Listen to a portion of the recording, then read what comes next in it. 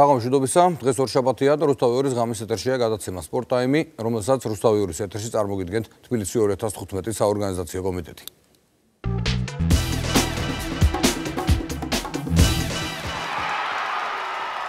Ჩვენ გადაცემის პირველ ნაწილში ძიუდოს შესახებ ვისაუბრებთ, იმიტომ რომ ძალიან მნიშვნელოვანი ამბები მოხდა და წინ გველის ასევე ძალიან მნიშვნელოვანი გრან-პრის გათამაშება და ჩვენი დღევანდელი გადაცემის სტუმრები არიან ეროვნული ნაკრების თავმჯდომარე ირაკლი უზნაძე და პარიზის გრან-პრის გამარჯვებული, ასევე საქართველოს 2013 წლის საუკეთესო სპორტსმენი ავთანდილ ჭირკიშვილი. დიდი მადლობა სტუდიაში მოგზაურობისათვის. თავდაპირველად ჩვენ ასეთი ტრადიცია გვაქვს დამკვიდრებული, ჯერ ვნახოთ სიუჟეტი, რომელიც მომზადეთ და შემდეგ უკვე სტუმრებთან დავიწყებთ საუბარს.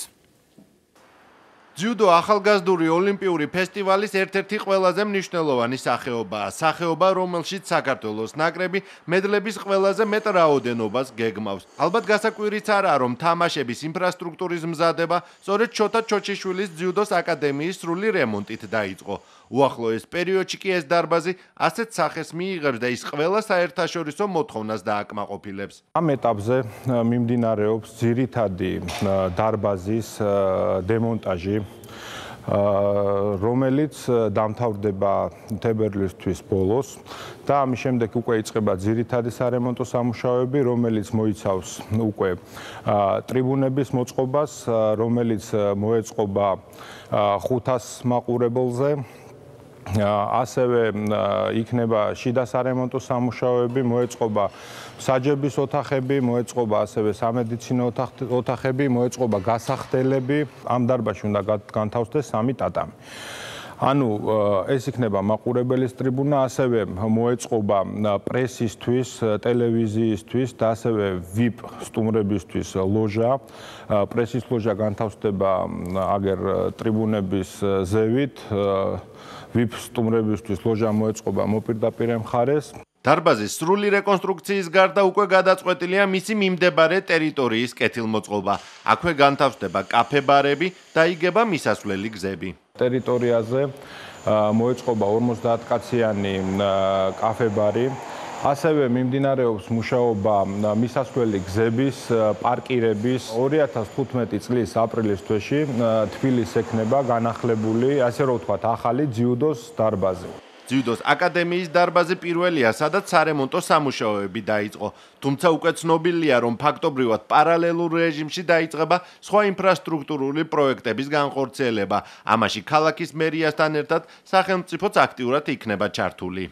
ამ პროექტში ჩვენ ხელი მოვაწერეთ მემორანდუმს, როგორც იცით, საერთაშორისო ძიუდოს ფედერაციასთან, სადაც 11 რეგიონში მოხდება ძიუდოს სკოლების ჩამოყალიბება, შესაბამისი ტატამებით და ამუნიციით და ასევე მწვრთნელებზე იქნება ხელფასები, რომელიც საერთაშორისო ფედერაცია გადაიხდის. ის რომ ძიუდოისტები იმსახურებენ მსგავს ყურადღებას პარიზში დასრულებულმა დიდი სლემის ტურნირმაც ცხადყო, სადაც საქართველოს ნაკრებმა 1 ოქროსა და 2 ვერცხლის მედლის მოპოვება შეძლო. ოქროს მედალს საქართველოს 2013 წლის საუკეთესო სპორტსმენი ავთანდილ ჭრიკიშვილი დაეუფლა. ვარლამ ლიპარტელიანმა კი ფინალში ჭიდაობა ტრამვის გამო ვერ შეძლო. 90 კილოგრამ წონით კატეგორიაში მსოფლიო რეიტინგ ლიდერი ტრამვის გამიზეზებას მოერიდა. ტრამვას რაც შეეხება, არის მაქვს კუნთი დაზიანებული და კუნთის ფარსი, დაახლოებით 2 კვირის რეაბილიტაცია მჭირდება, გავივლი ესე რომ ვთქვათ, ფიზიოთერაპიას და კინეზოთერაპიას და 2 კვირაში დავუბრუნდები, ესე რომ ვთქვათ, აქტიურად ისევე ძიუდოს. ესეთი შედეგი პარიზის ტურნირზე არ ყოფილა არასოდეს, კი იყო სამეფინალი, მაგრამ ოქროს მედალი არასოდეს არ ქონია და ვფიქრობ მისასალმებელია და მისალოცია იმ ყველა ქართველი გულშემატკივრისთვის, ვინც თვალყურს ადენოს და ვინც გულშემატკივრობს ძიუდოს. საქართველოს ნაკრებმა მამაკაცების საერთო გუნდურ ჩათვლაში 68 ქვეყნის ნაკრებს შორის მეორე ადგილი დაიკავა. შეგახსენებთ, რომ 60 კილოგრამ წონით კატეგორიაში ამირან პაპინაშვილი ვერცხლის მედალს დაეუფლა და 200 სარეიტინგო ქულაც მოიპოვა. ფაქტობრივად გადაწყვეტილია, რომ უკვე წელს თბილისის დიდი სლემის ტურნირის ანალოგიურ სახელსა და პრესტიჟულობას მოიპოვებს, სადაც სპორტსმენები ოლიმპიურ სალიცენზიო ქულებსაც მოაგროვებენ. ესეთი იყო ესეთი მოკლე მიმოხილვა, რომელიც ჩაეტია ჩვენს რეპორტაჟში. კიდევ ერთხელ წარმოგიდგენთ ჩვენი გადაცემის სტუმრებს, ირაკლი უზნაძე, ეროვნული ნაკრების თავმჯდომარე და ავთანდილ ჭრიკიშვილი, საქართველოს 2013 წლის საუკეთესო სპორტსმენი, პარიზის გრან-პრის გამარჯვებული. დიდი მადლობა, რომ მოვძანდით სტუდიაში. ძალიან მნიშვნელოვანია, აქ მემორანდუმზე საუბრობდა ბატონ ლევან ყიფიანი. თბილისის გრან-პრის მასპინძლის სტატუსი თუ არც, მაგრამ თავიდან მინდა მაინც 2015-ის თვის მზადებას შევეხო, ბატონო ირაკლი, თქვენ მზადებოდით იმ გუნდის წველი, რომელმაც დაიწყო მზადება აი ამ ძალიან მნიშვნელოვანი ტურნირისათვის. თუ შეგიძლიათ რომ ორი სტუდენტი გითხრათ, ეხლა პერსპექტივები რო გვაქვს და მედლები რო გვინდა, ეს ძიუდოისტებს არ გიგვირთ ალბათ რასოდეს. მოგესალმებით, მივესალმები ტელემაყურებელს, დიდ მადლობას მოგიხდით მოწვევისათვის.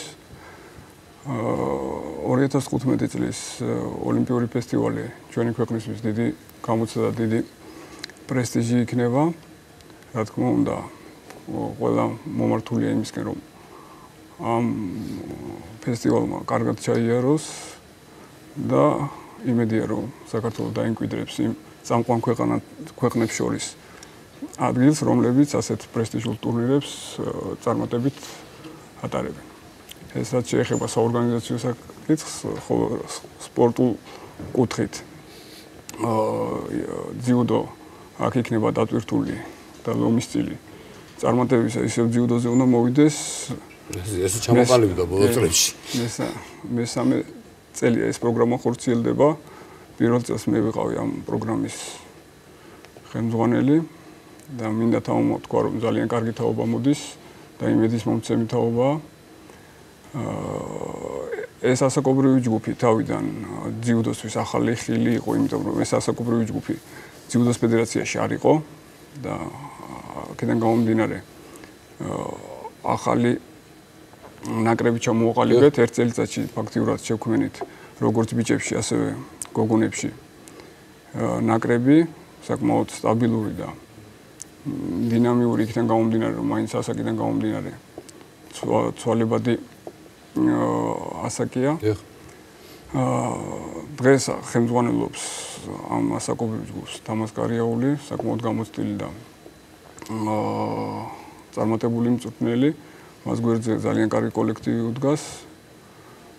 რის შედეგადაც შარშან ჰქონდათ გასვლები, უკვე 3-4 გასვლა ჰქონდათ ქვეყნის ფარგლებს გარეთ და ყველა შეჯიბრიდან საკმაოდ წარმატებული. რაც ალბათ ძალიან მნიშვნელოვანია, ეს გასვლა, იქაური ატმოსფერო, შედარების თანდასაც შეეხება, ძალიან გვიხარია, რომ გაიმარჯვა პარიზში, როგორ ემზადები, ფორმაში როგორ ახლა წყალსაც არ დავლე, წონა უნდა დავეკლოთ. როგორ მიდის მზადება და ბოდი პარიზით შევაჯამოთ, თვითონ როგორ წარიმართა შენთვის ისტორია. 2014 წელი რაც დაიწყო, ჩვენ გავიარეთ ერთი ფიზიკური შეკრება ბაკურიანში. და მემზადებოდით პარიზის შეჯიბრისთვის, შემდეგ თბილისში ქონდა ტატამის ბორი. შემდეგ იყო პარიზის ტურნირი, რომელიც ძალიან კარგად ჩავატარეთ. ასე ვთქვათ, ესეთი შედეგი არ ყოფილა. რა ვიცი, მე დადებითად შევაფასებდი, მიმდინარეობს ვარჯიშები პარიზში დავრჩით ჩვენ, 3 დღიანი შეკრება გავიარეთ იქაც. ერთობლივი ვარჯიშები იყო. და 10-ში კიდევ 26-ში გვეწყება, სადღაც 1 დღეში კიდევ ისევ ფიზიკური ზბორი. შემდეგ ისევ ტატამის მოსამზადებელი დასკვნით შეკრება იქნება და მოემზადებით მარტისში თბილისის ტურნირისთვის.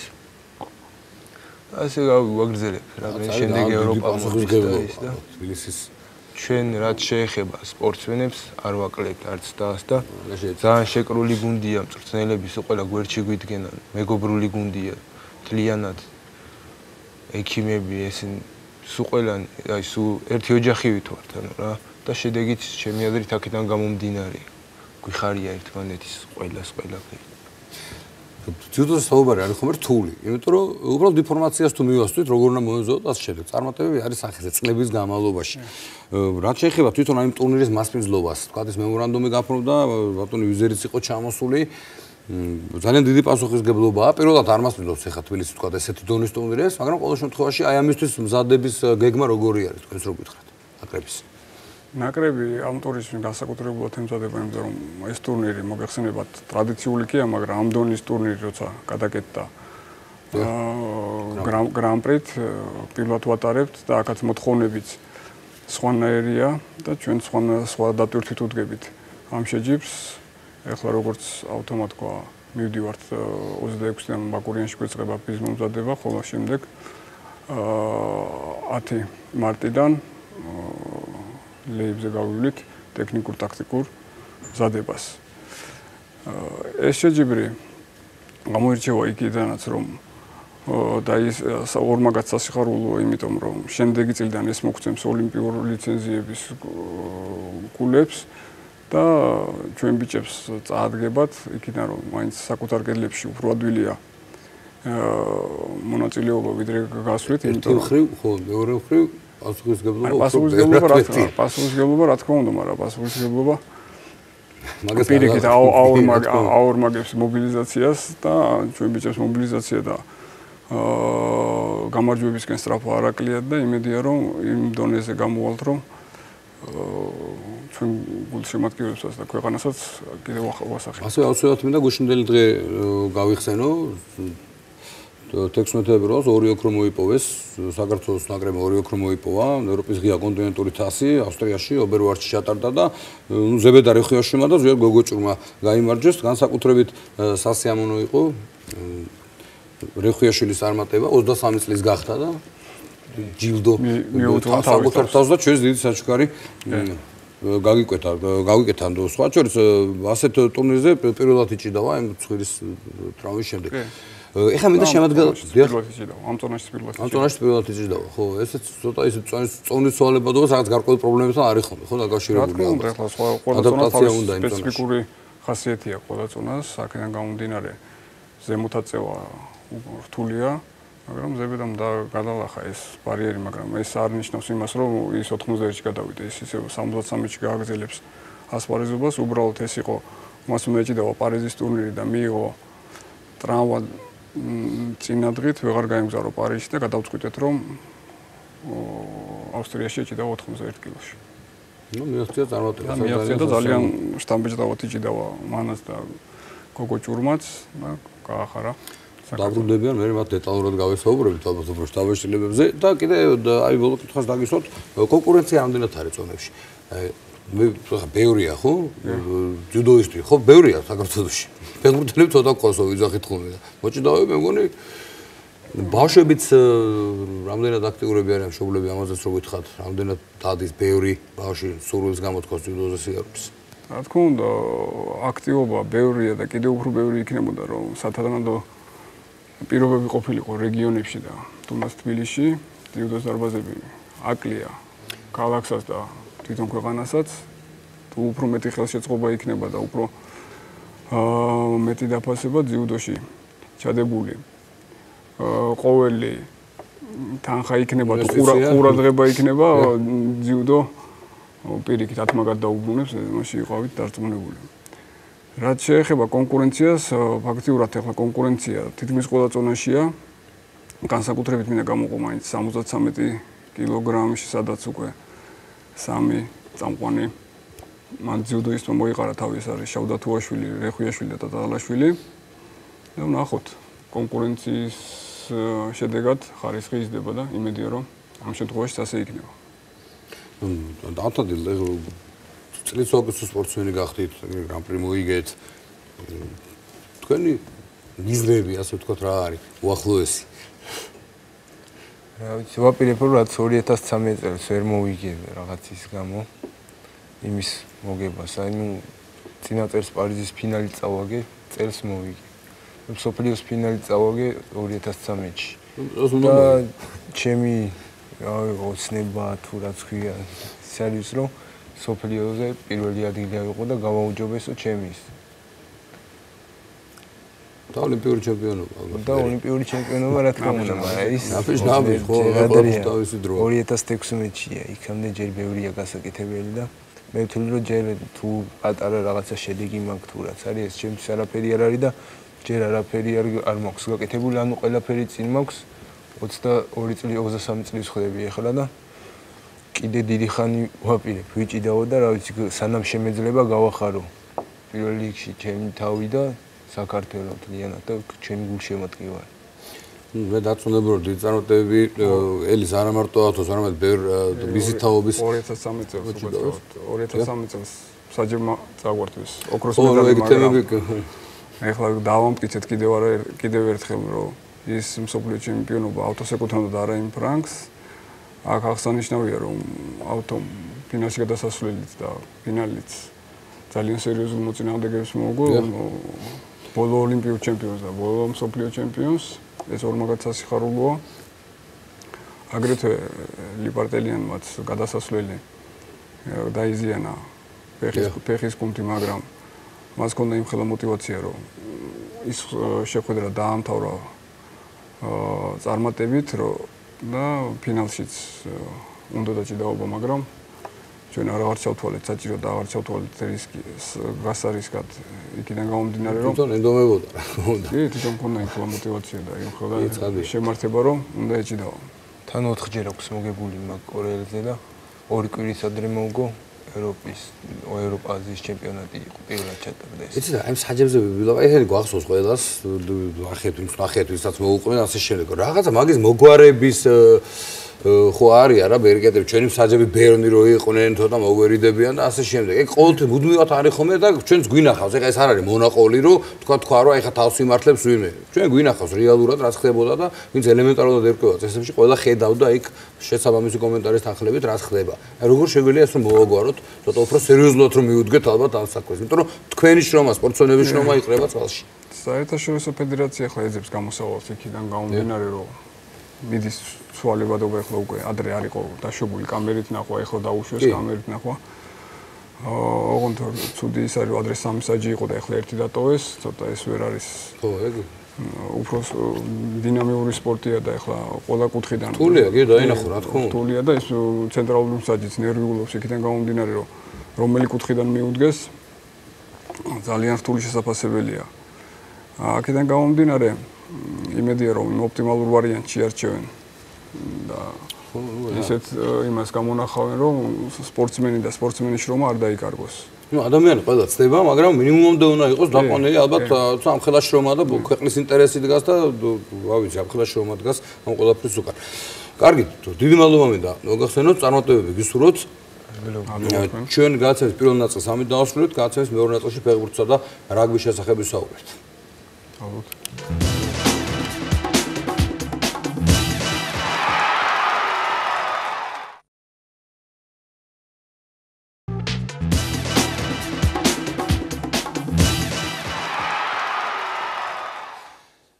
თქვენ უყურებთ Sport Times და როგორც შეგვიძლია გადაცემის მეორე ნაწილში რაგბის შესახებ ვისაუბრებთ. ძალიან მივეჩვიეთ რუსეთის ნაკრების დამარცხებას, ტრადიციად იქცა, ასე ვთქვათ, რაც არის უდიდესი შრომის და კოლოსალური მონდომების ხარჯზე ხდება ეს ყველაფერი, რაგბზე ვსაუბრობთ, რა თქმა უნდა, საქართველოს მორაგბეთა ნაკრები 22 თებერვალს დინამო არენაზე უმასპინძლებს რუსეთის ნაკრებს. ძალიან მნიშვნელოვანი თამაში გველის და აი ამ თამაშთან დაკავშირებით დღეს ჩვენ სტუდიაში სტუმრად არიან რაგბის კავშირის პრეზიდენტი გიანი ჟარაძე და რაგბის კავშირის სპორტული დირექტორი ირაკლი აბუსვერიძე, რომელიც სულ ცოტა ხნის წინ დაანება და თან წინვალე თამაშით დაემშვიდობა ქართულ რაგბის სპორტის გულშემატკივარს. დიდი მადლობა სტუდიაში მობრძანებისათვის. ჩვენ ახლა ვნახავთ სიუჟეტს, სადაც არის ასახული რუსეთის ნაკრებთან შეხვედრის ისტორიაც და მზადებას, თუ როგორ ემზადება ჩვენი გუნდი და შემდეგ დავიწყებთ საუბარს სტუმრებთან.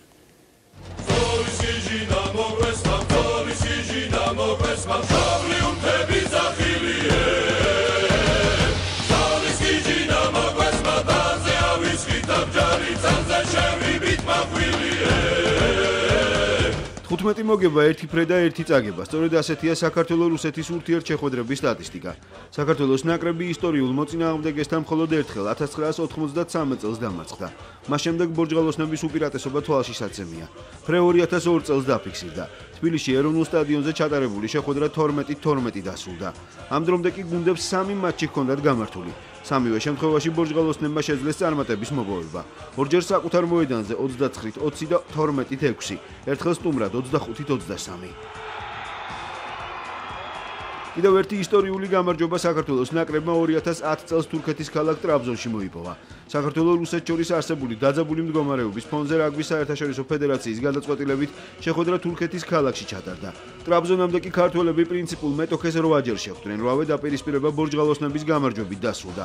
2008 წლის რუსეთ-საქართველოს კონფლიქტის შემდეგ პირველი მატჩი 2009 წელს უკრაინაში მარიუპოლში გაიმართა და ტრადიციულად ქართველების გამარჯვებით 29-21 დასრულდა. რაც შეეხება თურქეთში ჩატარებულ შეხვედრას, 2010 წლის 20 მარტს რუსეთის ნაკრების ჩათვლის ზონა ქართველმა მორაგბეებმა 5-ჯერ აიღეს, საბოლოოდ 36-8. 2011 წელს საქართველოს ნაკრებმა რუსეთის საკუთარ მოედანზე კიდევ ერთხელ დაამარცხა 15-9.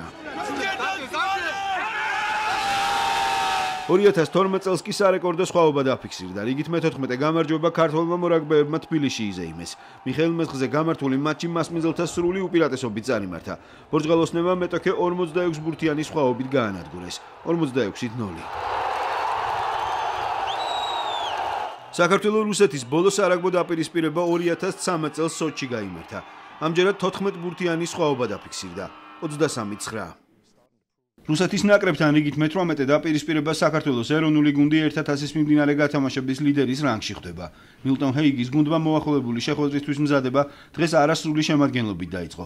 ეროვნულმა ნაკრებმა შევარდენის ბაზაზე ივარჯიშა. სტატისტიკას არ აქვს მნიშვნელობა რუსეთთან რთული მატჩი გველის. კარგად ვიცით თუ რას ნიშნავს მომავალ შეხვედრაში წარმატების მოპოვება თითოეული ქართველისთვის. მაგრამ მთავარი არის ის, რომ სატურნირო მდგომარეობიდან გამომდინარე აუცილებლად უნდა მოვიგოთ. ჩვენ ჯგუფში პირველ ადგილზე გვსურს გასვლა, ასე რომ სასურველი შედეგის მისაღწევად მაქსიმალურად დავიხარჯებით. იმედი მაქვს სტადიონის შევივსება და გულშემატკივარი აქტიურად დაგვიჭერს მხარს. დღეს შევიკრიბეთ თლიანი მოცველი ვიტყვი, იმიტომ რომ სამი ბიჭი არის ჩამოსასვლელი, ხვალიდან დავდგებით უკვე მთელი გუნდი და შევეცდებით რომ ყველაფერი გავაკეთოთ ის რაც დავალება გვაქვს მოცემული და რავი ბიჭებთან ყველას განწყობა უმაღლესი გვაქვს და მონდომებაც უმაღლესი. არასპორტულ მხარეს რომ მიმართოთ რუსეთთან მაინც ისეთ დამოკიდებულება გვაქვს რომ მაინც ფსიქოლოგიურად და ის სხვა თამაშია და ყველაფერს შევეცდებით რომ ქართული ხალხიც გავახაროთ და ყველა ჩვენი მეყურებელი. ვიცით რამდენად მნიშვნელოვანია ეს მატჩი ჩვენთვის რუსეთთან ყოველთვის რაღაც განსაკუთრებული ემოციური ფონია, მაგრამ ამის გარდა ამ თამაშის მოგებით ჩვენ შეგვიძლია უკვე მსოფლიო თასის საგზური მოვიპოვოთ და იმ ორ გუნდში მოვხვდეთ, რომელსაც ვეღარ დაეწევა ჩვენი ქვეჯგუფიდან და უკვე ოფიციალურად მსოფლიო თასის საგზური გვექნება ჩილეში. სარაგბო სამყაროში ბოლო პერიოდში საქართველოს ნაკრების შესახებ საუბარი აქტუალური გახდა. ბორჯღალოსნების მიერ სამოას დამარცხების შემდეგ რაგბის საერთაშორისო კავშირის მაღალჩინოსნები 6 ერის გათამაშების ფორმატის შეცვლაზეც დაფიქრდნენ. ბრიტანულ მედიაში გავრცელებული ინფორმაციის შედეგად 2017 წელს ARB-მ შესაძლოა ევროპულ რაგბში გარკვეული ცვლილებები განახორციელოს. საქართველოსა და რუსეთის შეხვედრა კი 22 თებერვალს დინამო არენაზე გაიმართება. მატჩი 17 საათზე დაიწყება. ბილეთების ფასი 3 და 5 ლარია. გამარჯვების შემთხვევაში საქართველოს ნაკრების შესარჩევი ეტაპის დასრულებამდე 2 ტურით ადრე ზედიზედ მე-4 მსოფლიო თასის საგზურს მოიპოვებს. აი ნახეთ როგორ ვემზადებით, სასიამოვნო კადრებიც იყო გასახსენებლად და არა მხოლოდ იმიტომ რომ რუსეთს ვამარცხებით, არამედ ვიგებთ თამაშებს და ბატონო გია, რა ვიცი როგორ ვემზადებით ამ თამაშისთვის, ნებისმიერ შემთხვევაში რაღაც გარკვეული ზედმეტი დაძაბულობა, мотиваცია მაინც ახლავს ხოლმე ამას ვერ გავექცევით ვერანაირად და როგორ ვემზადებით ჯერ და მე რაღაც რამდენიმე კითხვა მაქვს, რომელსაც დაგისვათ ორივეს. დიდი მადლობა მოწვევისთვის.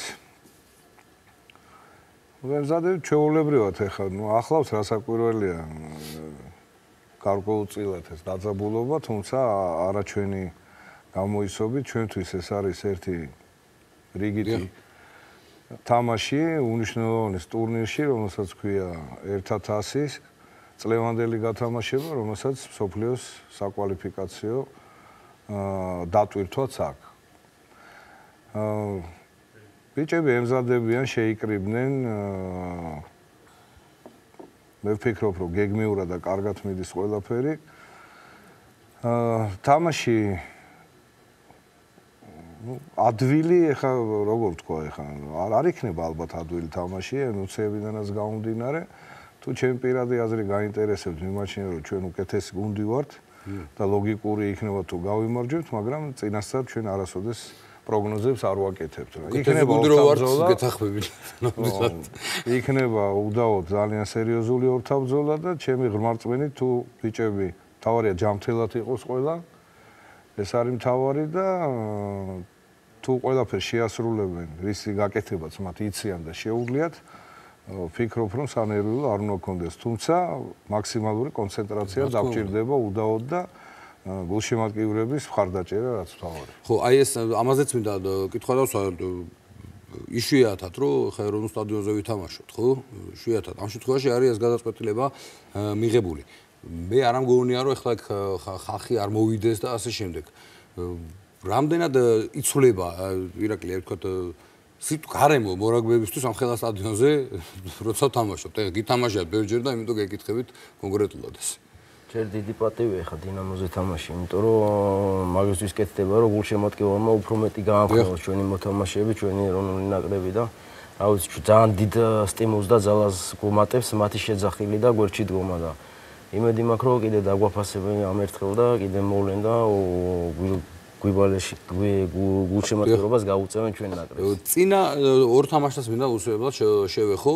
ხა ლოგიკური იყო აბსოლუტურად ყველაფერი და ამიტომაც ძალიან ცუდი იყო ბელგიასთან მიუხედავად ამისა, რა ვიცი, ცოტა ზედმეტად სიფრთხილეს ხო რიჩენდით რაღაც კომენტარებიც იყო რომ ამინდის იცივე, იმიტომ რომ თამაში იყო ძალიან მაღალი დონის და კარგად ვითამაშეთ. პორტუგალიასთან მოგება ცოტა მოულოდნელად ადვილად უფრო მეტ ბრძოლას ველოდით ალბათ, ხო?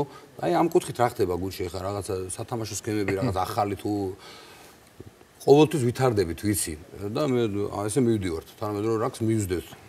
ბელგიის წინააღმდეგ ეხა კლიმატური პირობები ძალიან რთული იყო და ეხა რაც არ უნდა იყოს ძალიან რთული არაფერს არ უბრალდებოდით, მაგრამ უბრალოდ ფიზიკურად შეუძლებელი იყო მეტის გაკეთება და ბიჭებმა თავიდადეს გამარჯვება მოიპოვეს და რაც შეეხება პორტუგალიას პორტუგალია ეხა რო ვთქვათ რომ სუსტი იყო არა ალბათ ჩვენ მივდივართ და წინ მივდივართ და უმატებთ და იმიტომ რომ მე ერთი თამაში მახსოვს 40-0 გავიმარჯვეთ საქართველოში ერთი რაც დიდი ანგარიშით დასრულდა და ეს იყო მეორე გამარჯვება რაც ესეთი იმიტომ რომ პორტუგალიასთან ყოველთვის რთული თამაში იყო და ყოველთვის გვიჭირდა იქ იქნებოდა თუ საქართველოში ყოველთვის ხო და მაგას ძალიან რთული რაღაცა კარგად და სწორად რომ მივდივართ ეს არის მაგის მანიშნები და სწორად ვითარდებით და ბატონო ტრამვები ახსენეთ ყველა ჯანმრთელად იყოს და რამე ინფორმაცია ხო არ არის ესეთი მნიშვნელოვანი გულშემატკივრებას მიაწოდოს შემადგენლობის ხრა არა იმ ცნელები რომ გამოაცხადებენ შემადგენლობას მე გამოაცხადებენ ეხლა მინდა შევეხო მასპინძლობას ისე ტრიბუნეს თუ გვაქვს ხოლმე ამაზე საუბარი რაღაც ვრცელდება რაღაც სოციალური ქსელებით რაღაც მოწოდებები როგორ უნდა მოიქცეს გულშემატკივარი და ამ შემდეგ მე შორს ვარ იმაზე რომ მაშინაც ვილაპარაკეთ რომ ჭკუას არავის არ ვარიგებთ მაგრამ დამოკიდებულება მორაგბეებს შორის ვინც ყოფილა იმ მესამე ტაიმებზე და ვინც იცის და ამას კიდევ ერთხელ უნდა გაუსვათ სამწუხაროდ ხაზი თან ვიცით რომ სერიოზული სტუმრები გვეყოლება და შთაბეჭდილება უნდა დავტოვოთ შესაბამისი ალბათ ნამდვილად არ ვაპირებ ჭკუის სწავლებას ვიღაცისთვის, უბრალოდ მინდა რომ ყურადღებით დამიგდოს ჩემო გულშემატკივრო, ყურადღებით მოეპყრას იმას, რასაც ვიტყვი. ჩვენი გუნდი ვითარდება ის თემა რო გავაგრძელოთ და ჩემი ღრმა რწმენით პორტუგალიასთან გამარჯვება ამას მეტყველებს, ხა ვიღაცას გონია რომ ასე მარტივად და ადვილად მივაღწიეთ ამ გამარჯვებას. პორტუგალია შესანიშნავი გუნდია. მებრძოლი, მეომარი, ბოლო წამამდე მებრძოლი გუნდია და ნუ ალბათ ჩვენ გავიზარდეთ ახლა ისე რომ ესეთი რეზულტატი დამთავრდა და ჩვენ სულ ვაპარაკობთ იმაზე რომ გვინდა მსოფლიო ელიტაში შესვლა. ჩვენ გვინდა გულშემატკივრების საყვარელი თემა რატომ არა ვართ 6 ერში. რატომ არა ვართ იქ, რატომ არა ვართ აქ. ნუ ახლა ჩვენ ყველაფერს ვაკეთებთ საიმისოთ რომ სპორტული თვალსაზრისით გავიზარდოთ და დავიმსახუროთ ეს უფლება, მაგრამ რაგბი არ არის მხოლოდ მოთამაშეები, რომლებიც მინდორზე თამაშობენ. იმ ხალხისთვის, ვინც ამ გადაწყვეტილებებს იღებს. ეს არის ზოგადად სარაგბო კულტურა, დამოკიდებულება, სტადიონებზე მაყურებლის რაოდენობა, ამ მაყურებლის მოქცევის კულტურა.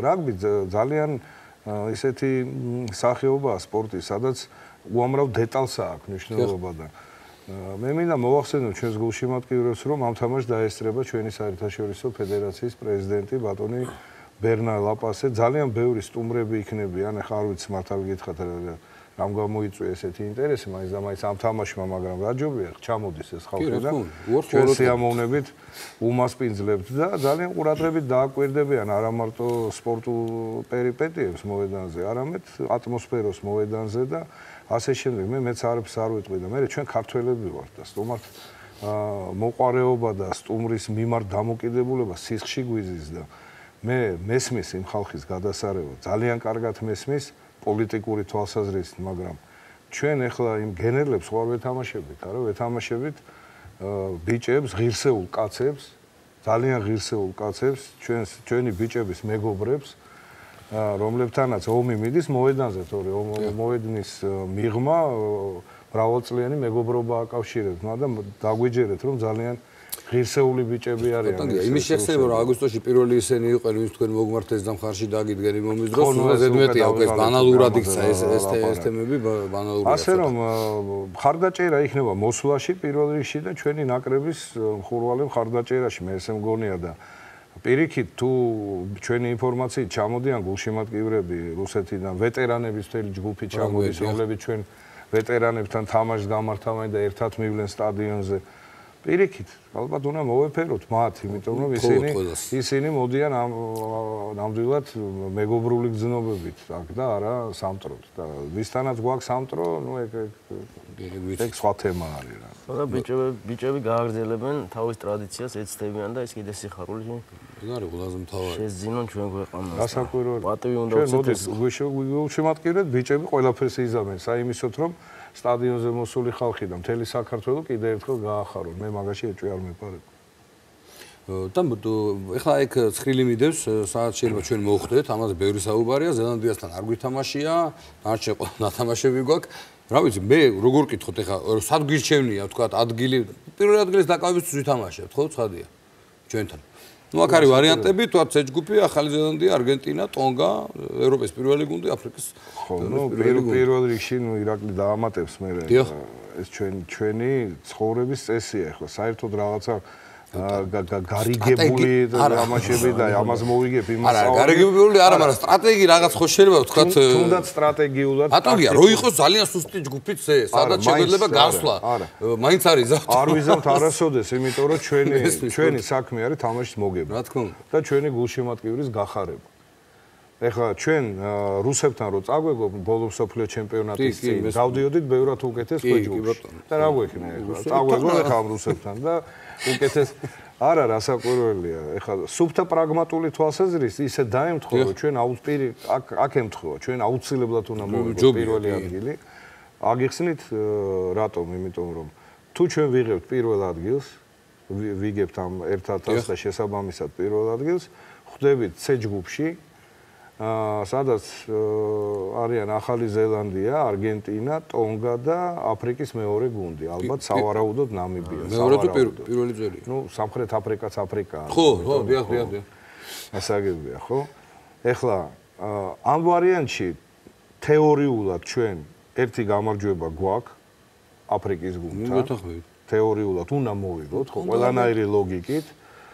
შეგვიძლია სრული კონცენტრაცია ტონგასთან თამაშზე, და პირველი თამაშია. პირველივე თამაშზე დავიხარჯოთ, თავი მოვიკლა და ნუ ეხლა თუ სამოასთან შევძელით თეორიულად რატო არ შეიძლება ტონგასთან. მაშინ ამოცანა შესრულებულია ჩვენი. ორ თამაშს ვიგებ და ავტომატურად ხვდებით შემდეგ სოფლიო ჩემპიონატზე ყოველგვარი კვალიფიკაციის გარეშე და მე პირობას გადავ ჯერ მოვიგოთ ეს 1000, ჯერ ესა გვაქვს გასაკეთებელი. თუ ჩვენ მოვიგეთ 1000 და მოხდით ამ ქვეჯგუფში და თუ უფალმა ინება და ბიჭებმა შეძლეს სასწაულის მოხდენა და ტონგას მოუგეთ, მე განახებთ არგენტინას და რა მოხდება. შესაძლებელიც არის, ნოემბრის ტესტებს რო გადავხედოთ, სამოს მე უკვე შესაძლებელია და უფრო წინ უნდა წავიდეთ და უკან უკუსლის უფლება არ აქვს, რომ დავასრულოთ უკაცრავად ირაკლი ბოდიში გაგაწყვეტინე. ჩვენ არგენტინასთან ვიცით როგორ უნდა ვითამაშოთ. ჩვენ ორჯერ ვითამაშეთ სოფლიო ჩემპიონატზე. შარშან უდიდესი პატივი დაგვდო არგენტინის ფედერაციამ და დაგვპატიჟა, რაც ჩვენთვის უდიდესი პატივი იყო და კინაღამ მოუგეთ.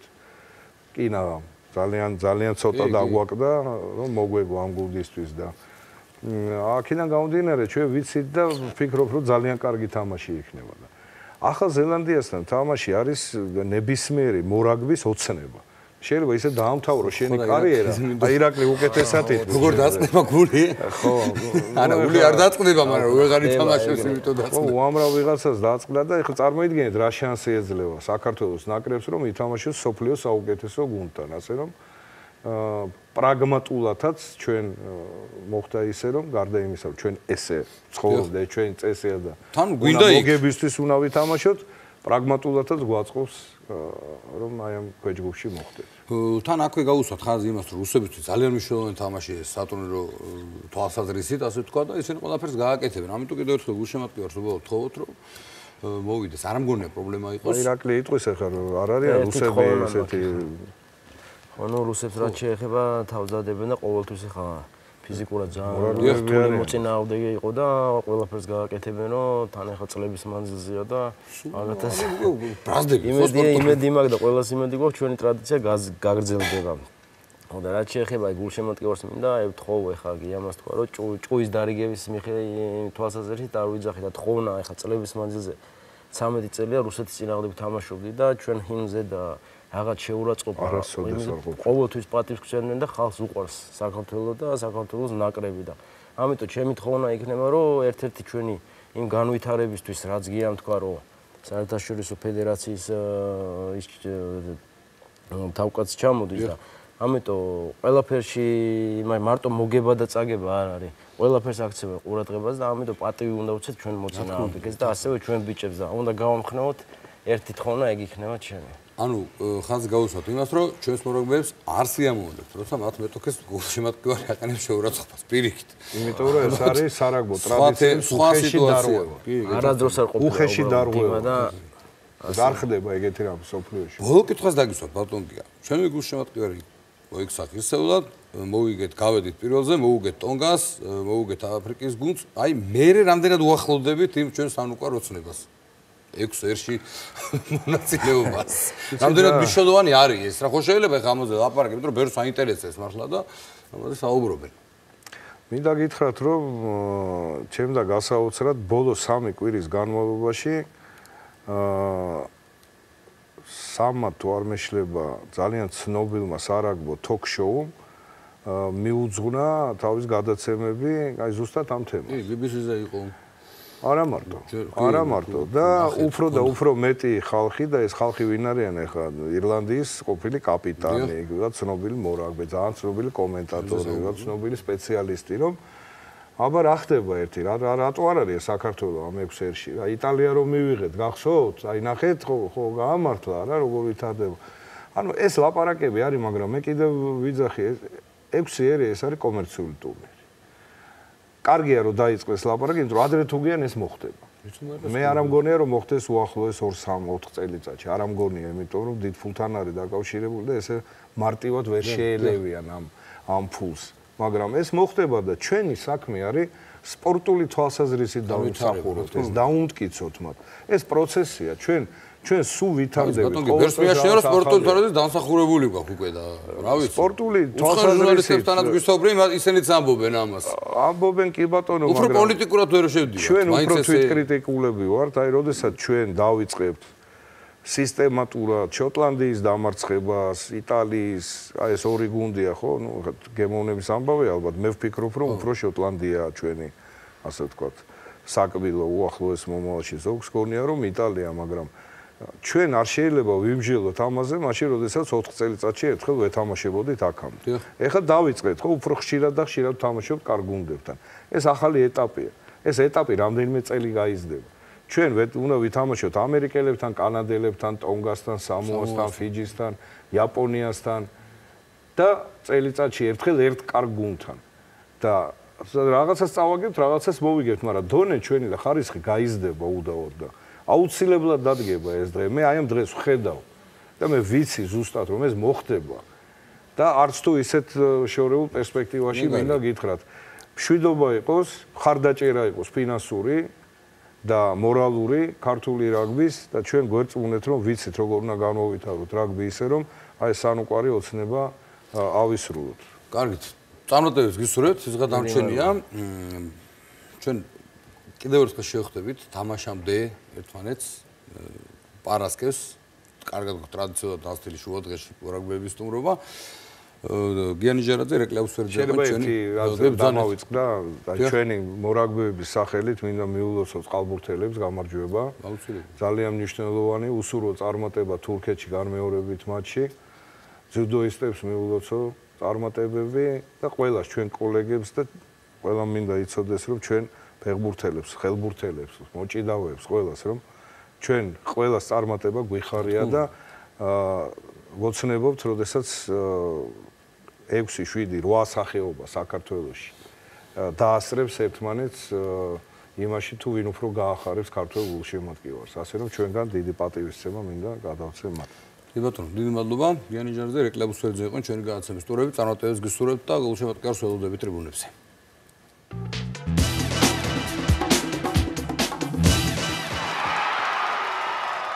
ჩვენთან სტუდიაში სტუმრად იმყოფება საქართველოს ფეხბურთის ფედერაციის პრეზიდენტი ბატონი ზვია ციჭინავა. გამარჯობათ ბატონო ზვიათ, დიდი მადლობა რომ მოვიძანეთ სტუდიაში. ჩვენთან იყო ეთერში სპორტის მინისტრი ბატონი ლევან ყიფიანი და ისაუბრა აი იმ შეხვედრების შესახებ, რომელსაც თქვენ წესწრებოდი და ძალიან დამოიმედებელი ინფორმაციაა ფეხბურთის დაფინანსებასთან დაკავშირებით. მოდით ნახოთ ჩვენ სიუჟეტი, კიდევ ერთხელ შევახსენოთ ჩვენს ტელემაყურებელს თუ რაზეა საუბარი და შემდეგ დავიწყებთ უკვე საუბარს ჩვენს სტუმართან. ქართულ ფეხბურთში არსებული მძიმე მდგომარეობის გამოსასწორებლად საქართველოს პრემიერ-მინისტრი ირაკლი ღარიბაშვილი ფეხბურთის ფედერაციის ხელმძღვანელებს შეხვდა. ფედერაციის ხელმძღვანელებმა პრემიერ-მინისტრის გეგმა წარუდგინეს, სადაც დეტალურად არის გაწერილი თუ რა უნდა გაკეთდეს ქვეყანაში ფეხბურთის დონისა და ხარისხის ასამაღლებლად. პროექტი 3 წლის განმავლობაში უნდა შესრულდეს, რისთვისაც სახელმწიფომ წელიწადში 33 მილიონი, ჯამში კი 99 მილიონი ლარი უნდა გამოხოს. ფედერაციის პროექტით საქართველოს ჩემპიონატის უმაღლესი ლიგის თითოეული კლუბის სეზონის განმავლობაში 1.500.000 ლარს მიიღებს. ამავე პროექტის მიხედვით უმაღლესი და პირველი ლიგების თასის გათამაშების საპრიზო ფონდი 7.800.000 ლარით განისაზღვრება. პირველი ლიგის თითოეული კლუბის საბანკო ანგარიში სეზონში 400.000 ლარით გაიზრდება. ქვეყნის პრემიერ-მინისტრის გადაწყვეტილებით შექმნილია საგანგებო კომისია, რომელიც იმ პროექტზე იმუშავებს, რომელიც ქართული ფეხბურთის განვითარებას ითვალისწინებს. კომისიას თავად ირაკლი ღარიბაშვილი უხელმძღვანელებს. არ არის გამორიცხული უახლოეს დღეებში საკუთარი პროექტი სპორტის სამინისტრომაც წარადგინოს. კომისიის ჩამოყალიბება, რომელიც სათავეშიც პრემიერ-მინისტრი ჩაუდგა და მისი ინიციატივით მოხდება, ძალიან მნიშვნელოვანი იქნება ფეხბურთისთვის, იმიტომ რომ აქამდე რაც ხდება და რამაც გამოიწვია ეს ქმედება, იყო გამომდინარე იქიდან, რომ დალაგებული არ იყო სტრუქტურა და არ არის დალაგებული სტრუქტურა. მნიშვნელოვანია, რომ ჩვენ სწორედ განსაზღვროთ ის პრიორიტეტები, რომელიც უნდა არსებობდეს ქვეყანაში და პრიორიტეტები მოგეხსენებათ გახლავთ ბავშვთა ფეხბურთი, ეროვნული ჩემპიონატი, მასობრივობის გაზრდა, რათა ფეხბურთი ხელმისაწვდომი იყოს ყველასთვის. ანალოგიური შეხვედრა ფედერაციის მაღალჩინოსნებმა ინფრასტრუქტურისა და რეგიონალური განვითარების მინისტრთან დავით ნარმანიასთანაც გამართეს. საუბარი შეეხო სახელმწიფოს მხრიდან კლუბების ფინანსურ მხარდაჭერასა და საფეხბურთო ინფრასტრუქტურის მოწესრიგებას. წელიწადში 3 სტადიონის რეაბილიტაციას, 2015 წლის UEFA-ს ევროპის სუპერთასისთვის გასაწევ სამუშაოებს. გადაწყვეტილია, რომ სუპერთასი დინამო არენაზე ჩატარდება. საქართველოს 2017 წელს 19 წლამდე ფეხბურთელთა ევროპის ჩემპიონატის მასპინძლობა სურს. ფედერაციაში მიაჩნიათ, რომ თამაშები დინამო არენაზე, მიხეილ მესხზე, რუსთავის ფოლადზე და გოლის თენგის ბურჯანაძეზე უნდა გაიმართოს. მზად უნდა იყოს მცხეთა პარკისა და ტექნიკურ ცენტრ ბასას მოედნები. ჩვენ მოგმართა რამდენიმე მუნიციპალიტეტმა, მათ შორის იყო მარტვილის მუნიციპალიტეტი, ზუგდიდის მუნიციპალიტეტი, ბოლნისის მუნიციპალიტეტი.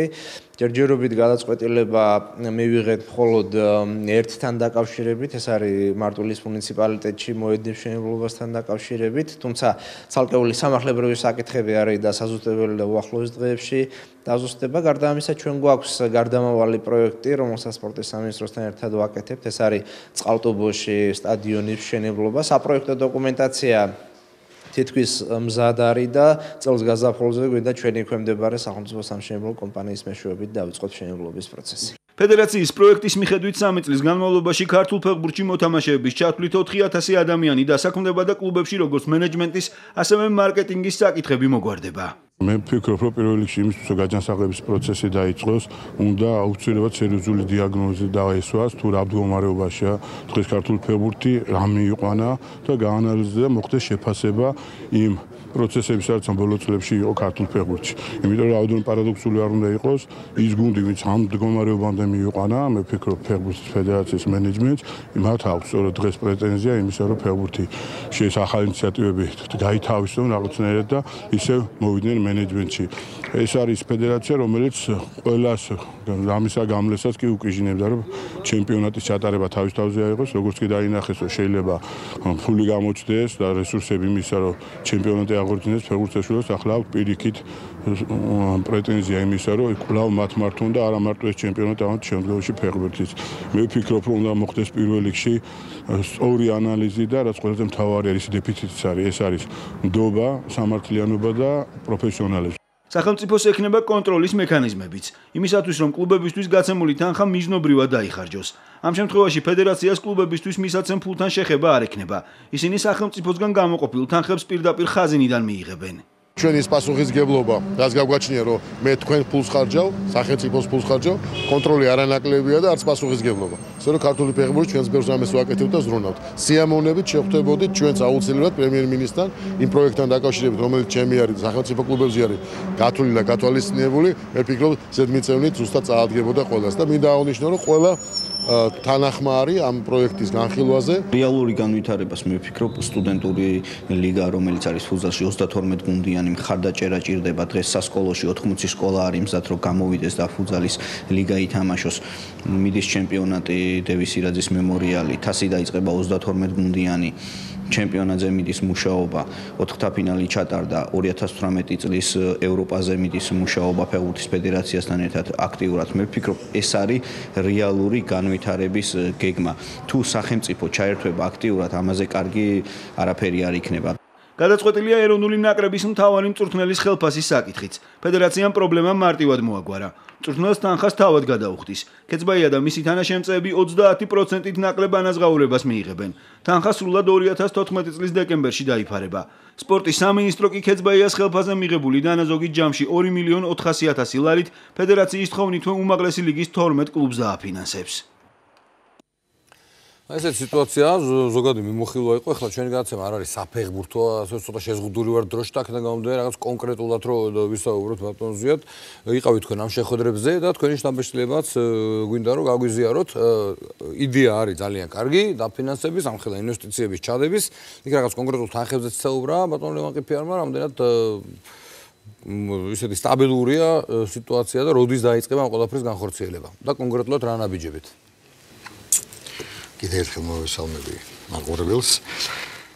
როდის დაიწყება მე არ ვიცი, მე მინდა გითხრათ, რომ ეს შეხვედრები რომელიც შედგა, მე ვარ ძალიან კმაყოფილი იმით, რომ ბოლო დღეს მე თამამად შემიძლია ვთქვა, რომ მართლა არ იცოდნენ, მაგრამ უკვე იციან მთავრობაში რა იყო, რა არის და ძალიან კმაყოფილი ვარ იმით, რომ იმ შეხვედრაზე ეს არ იყო ისეთი შეხვედრა, რომ აი ჩვენ რაღაცა ვთქვით, მოგვისმინეს და გაგვიჩეს, არა, იყო დეტალური, ბატონ ირაკლი ღარიბაშვილმა დეტალურად ყველა ფურცელი გაიარა ჩვენთან, აინტერესებდა, იმიტომ რომ ეს არის ფინანსური დოკუმენტაცია, სადაც გავიარეთ, სადაც კიდე ერთხელ მინდა ვთქვა, რომ იქ ჩაწერილია, ვინც არ წაიკითხა და პრესაში წერს, რომ ფედერაცია რისთვის გვჭირდება შუამდგომალი სახელმწიფო და ჩვენ შორის არაფრისთვის არ გჭირდებათ ფედერაცია, ჩვენი გვიწერია, რომ პირდაპირ უნდა აიღოს თანხა და დღეს უნდა ისწავლოს კლუბებმა, კერძო არის თუ სახელმწიფო არ აქვს მნიშვნელობა, ყველა ის, ვინც ჩაერთვება ამ პროექტში და ეს პროექტი გაკეთდება, აგონ პასუხი. ვინ არის მონიტორის როლში, ვინ იქნება ამ შემთხვევაში? სახელმწიფო. ეს არის პროექტი, რომელიც ჩვენ შევთავაზეთ. ბევრი რაღაც შეკითხვები გაუჩნდა. ვიცით რომ ვიცე-პრემიერიც იყო იქ და მაგაზე უკეთესად ფეხბურთი არ ვიცი ახლა ვინ უნდა იცოდეს და კახაც ჩაერთო ამ პროცესში ბატონი ირაკლი, ბატონი ლევანი იყო რაღაც კამათი იმაზე როგორ გაკეთეს რაღაცა და მე ვფიქრობ რომ ეს კომისია რომელიც შეიქმნა, ესენი საბოლოო პროექტს გააკეთებენ. და ალბათ ეს პროექტი განხორციელდება უკვე პირველი ლიგა და უმაღლესი ლიგა. ჩვენი მოთხოვნა რაც იყო? რაც არის ამაში მთავარი და მნიშვნელოვანი. ის რომ უნდა იყოს უმაღლესი ლიგა, დუბლები და უნდა იყოს სამი ასაკის ბავშვთა გუნდები. აგრეთვე ამაში ჩადებული არის პირველი ლიგა და პირველი ლიგის დუბლებიც. პირველი ლიგის დუბლებიც, იმიტომ ბავშვები იკარგებიან. დღეს არის ეს პრობლემა, რის წინაშე ჩვენ მდგევართ, იმიტომ რომ რაღაცა ბევრი ხო არ გამოდის. არა, არ გამოდის ბევრი და ეს რთულია ხა მაგის ჩატარება. პირველი ლიგის დუბლები ხო უნდა ითამაშო. ცალკე ჩემპიონატზე ხო? მე რა? პირველი ლიგის დუბლების. კი, მე რა? ითამაშო და რა არის პრობლემა? რა ვიცი. არ არის პრობლემა. თანხა ისე არის გათვლილი, რომ ეს არ არის. იქ არ არის თანხა, რომ დღეს თუ ვინმე ფიქრობს, რომ მე აი სახელმწიფო მომცემს ამ 1.5 მილიონს ამ ან 9 მილიონს ხო პირველ ლიგაში და მე ამ ფულს დავარიგებ იმაზე ხელფასებზე იმაზე წასვლა მოსვლა საჭმელი და რაღაც არა წაიკითხონ ნორმალურად დაჟდნენ და წაიკითხონ ყველამ იქ წერია რომ ეს არის ფული არის იმისთვის რომ ნორმალური მენეჯმენტი მარკეტინგი და ლიცენზირების ის მინდა დაიცვას. რა თქმა უნდა, რაღაც თანხა იქნება ხელფასებზე და ყველაფერზე, მაგრამ ახლა დღეს შენ ხელფას 10000 ლარს ვერ გადაუხდი იმ ფულიდან ფეხბურთელს, ჩვენ იქ ვიწერია ამ პროექტში, რომ კლუბს ექნება საშუალება უკვე წავიდეს და თქვა დაელაპარაკოს მუნიციპალიტეტს, ან დაელაპარაკოს ბიზნესს. ანუ დამატებით ფინანსებს გულისხმობ. ანუ თქვა როგორც არის, იგივე, ეხლა მე ისე უმარ თეთრადეს მას ვახსენებ ხოლმე. პრაქტიკა ხო, მუნიციპალიტეტი არის, თალგა ყავთ კიდე 5-6 სპონსორი და 5 მილიონიც არ არის საკმარისი იმისთვის, რომ პირველ ლიგას შეინარჩუნო ადგილი რუსეთში. ანუ ძალიან დიდ თანხებზე იქ ლაპარაკი. რუსეთში აპეტიტიც სხვა არის და თანხებიც სხვა არის. მასშტაბიც სხვა არის, გასაგებია. ყველა მე უბრალოდ მაგალითად მომყავს, ანუ შესაძლებელია, რომ სხვა კერძო ინვესტიციების მოიზიდოს გუნდმა. რა თქმა უნდა. სახელმწიფოსგან ექნება მყარი გარანტია იმ თანხის, რომელსაც სახელმწიფო ხო და ეგ არის ყველაზე მნიშვნელოვანი, რომ ეს მყარი გარანტია, რომელიც იქ არის დაწერილი, ეს არის იმისთვის, რომ ხვალ არავინ არ თქვას კლუბი, რომელიც გამოდის და მეუბნება, რომ მე არა მაქვს თანხები, მე ვერ ვამთავრებ ჩემპიონატს, მე ჩემპიონატს ვერ დავიწყებ, ამას ვერ 20 ლიტრი ბენზინი რო არ მიცეს ფედერაციამ, ჩვენ მქონდა მაგაზე გადაცემები და ზუსტად ბევრი კლუბი წავიდა ანტალიაში. უფულობაში. არა, მაგრები არიან, ძალიან მივესალმები, რომ მოიძებნა სპონსორი, რომელიც თქვათ ის 7-8 კლუბი, რომელიც წავიდა, მაგრამ ხო არ იყო ეს. ერთი თვის უკან ფული არ ქონდათ ხელფასების გასაცემად. დღეს უკვე რაღაცა უკეთესია. ის თანხა, რომელიც ჩვენ თქვით, რომ 2.400.000 ჩვენ წერილი უკვე მივწერეთ ბატონ ლევან ყიფიანს, ალბათ ახლო დღეებში უკვე უნდა გადასცეს ეს კლუბებს. 200-200.000. ახლა რეპორტაჟი რაც იყო, იქ ითქვა, რომ აი ეს ქეძბაიას ხელფასი და რაღაც არ არის ეს ქეძბაიას ხელფასი. ხო, ეს არის სასოფლო შტაბის გასაგებია. ეს არის საერთოდ ჩვენი ასაკობრივი ბავშვების, ჩვენის 2.5 მილიონიც რო დაუმატეთ. ის მილიონიც, რომელიც ვაძლევდით თავიდანვე, ხო? ესეც იყო ბავშვების, რადგან PFL-ი არ არსებობს. და ჩვენ მაშინ დავაწესეთ ეს მილიონი ჩვენ მზათა ვართ რომ PFL-ი აღდგეს, იმიტომ რომ ახლა კომენტარს რო აკეთებს მე ბატონ ტარიელის ხო მე მინდა რომ ზუსტად მაგაზე გამეკეთებინა აქცენტი ამ შემთხვევაში. ამბობს რომ გამოჩნდა ფული ფედერაციას თვითონ უნდა ეხლა რომ ჩაატაროს, ხო? რა ფული? პირიქით არ გვინდა ბატონ ტარიელმა წაიღოს, ეგრევე პრეზიდენტობა არ უნდა გინდოდეს, ჯერ PFL-ს მიხედონ და მე მოვიდნენ პრეზიდენტობაში. დღეს ყველა არა ტარიელი იქნება თუ სხვა იქნება არ არის, მე საერთოდ ვამბობ რომ ჩვენ პროექტი როცა ტელევიზიაში გამოდიხარ და ეუბნები რაღაცა ანუ ძალაშია ისევ თქვენი შეთავაზება? რისი? PFL-ის დღესაც გადავცე. ნუ დღეს ვერ გადავცე, მაისში გადავცე. ნებისმიერ კომპანიას, რომელიც გააკეთებს ნორმალურ შემოთავაზებას. რა ფულზეა ლაპარაკი? ალბათ ისინი ვინც ლაპარაკობენ, ის არიციან, რომ 480.000 ჩვენ ფული არ ავიღეთ სამსაჯო და იმის. ხო ეგრეა? საწევრო ხო არ ავიღეთ? კი ბატონო. 600.000 დაჟე ახლა 900.000-მდე ავედი. 900.000 უმატებ კიდე სამსაჯოს. ხო ჩვენი ფულიდან. რაც სახელმწიფომ ჩვენ გამოგვიყო. 2.400.000 მივეცით კლუბებს. და აითვალეთ რა იყო ეს 5 მილიონი, რომელსაც გვაძლევენ. რა დარჩა, ხო ვერ მეტყვით. რა ფულის გაკეთებაზეა ლაპარაკი. და მენეჯმენტს ვინ მასწავლის მენეჯმენტს? მოვიდე ზმაო და დამიდონ და მასწავლო როგორ უნდა გავაკეთო მე მენეჯმენტი და მარკეტინგი. მე რომელმაც 5 მილიონიანი პროექტი რომელიც იყო დღეს არის 7 მილიონიანი. ფეხბურთში არავის არ ვეკადმათები, იმიტომ რომ ყველა საქართველოში ფეხბურთი იცის, მაგრამ მენეჯმენტში თქვენთან ცოტა რთულია, კი, ფინანსებში და იმებში მე ვენავინ მე მასწავლის ჭკუას და მე გეტყვით რომ ეს პროექტი იმით არის კარგი, რომ დღეს კლუბი იქნება ვალდებული, მოიყვანოს კაი სპეციალისტები, ყველაფერი წერია, დეტალურად წერია, ხო? აი, პირველი კლასელიც რო გაიგებს. კლუბებმა ეს ყველაფერი იციან უკვე, ხო? აქვთ გადაცემული, გაცნობილი არიან. მე თქვენ გეტყვით, რომ შარშან გადავეცით ჩვენ ეს პროექტი კლუბებს. სანამ ჩვენ შეხვედრა გვექნებოდა პრემიერთან, მანამდე კლუბებმა შეისწავლეს, მე მქონდა მაგათთან შეხვედრა და უთხარი, შეასწორეთ რა ხო და აი ეს პროექტი რა სახით არის, ბატონ ზია, თქვენი მიწოდებულის, თქვათ, რამდენი პროცენტია? 90 თუ მეტი, თუ შესწორებულია მაინც? ნუ კლუბებმა თქვეს რომ არაფერი შესასწორებელი არ არისო ფედერაციის პროექტი ყველანაირად სახელმწიფომ აი ახლა სახელმწიფომ დაამუშავოს ეს პროექტი ჩვენ პრეტენზია კი არა როდის შეგვიძლია რომ დავიწყოთ რეალური განხორციელება ამ პროექტის შედეგები ანუ რომ დავძრათ პირველი ნაბიჯები რომ გადაიდგას რომ ხო ამაზე თქვა არასწორად მოდის ახლა ჩემთან იმიტომ რომ მე არ ვიცი კაი როგორ გონიათ მაშინ თქვენ ანუ სასტრაფო არის თუ არა? მოდით ამაზე ესე დავსვა მაშინ კითხვა. მე გეტყვით რომ მე ბატონ ირაკლისთან რომ მქონდა ლაპარაკი, მე მაგას ანუ ეთყობა კაც რომ ფინანსისტიკაცია და ჩვენ ერთმანეთს ეგრევე გავუგეთ რაც ეხება ფინანსებში, ამიტომ ჩვენ მივხვდით რა არის ჩასადები და აგვისტოშიც რო დაიწყოს ამის დაფინანსება უკვე ამ პროექტის, ხო? ანუ იქ სეზონიდან უკვე ამ სეზონიდან უნდა დაიწყოს. არა, ამ სეზონიდან დაიწყოს, მაგრამ შედეგს უკვე ასე თუ ისე მივიღებთ იმ სეზონიდან. აბა რა, იქ არის უკვე ლაპარაკი, აქ ბევრი რაღაცა პრობლემა წყდება, იქ პროექტი ვისაც აქვს წაკითხული, ხო? აქ არის ლაპარაკი მაგაზე რომ ქულა იყო, უნდა იყოს ფასიანი. ქულა. ანუ თუ ერთი ქულა იქნება 10000 ლარი, то ვერავინ ვერ გაყიდის თამაშს და ვერც იყიდის სხვა კლუბიდან. როცა გარანტირებულად შენ ქულაში გიხდიან 10000. წაიკითხეთ რა, 7-დან 9 მილიონამდე დევს მარტო საპრიზო ფონდი. თავარი მიმართულება ეგ არის. იმაში. ანუ გარდა იმისა, რომ განვითარებაზე იძლევა ის მილიონ ნახევარს, ეს არის ბავშვები, ლიცენზირება, უსაფრთხოება და ყველაფერი და შენ თუ გინდა რომ კონდეს წარმატება, მოდი ძმაო მოიგე თამაშები. ნუ ხილის მიხედვით არის პრემიერება შესაბამისი, თითქმის ყველა თითქმის კი არა, ყველა გუნდს. ეს ხო მაგარია. ძალიან. ძალიან მაგარია, ხო გეუბნები აი. მართლა ძალიან კარგია. თვეში შენ შეიძლება უკვე ნახევარი ბიუჯეტი, როსაც გაძლევენ, უკვე შეავსო. პლუს ამუშავდება მუნიციპალიტეტები. ხო? რომელიც შეუძლია რომ თქვას მოვიდეს და კლუბს უთხრას. იცი რა, მე შენ ვერ გაძლევ ფულს, მაგრამ წყლის ფულს, მოვლის, რაღაცას ზებს გაგიკეთებ, ამას გაგიკეთებ, ხო? დღეს უფრო ადვილი არ არის, თქვათ, როცა შენ გარანტირებული, თქვათ, მილიონ ნახევარი და მოუხვიდე ნებისმიერ სპონსორთან და უთხრა, რომ მომეცი რა წელიწადში 20000. ანუ 30000. და ეხლა მაინტერესებს სტადიონების თემა.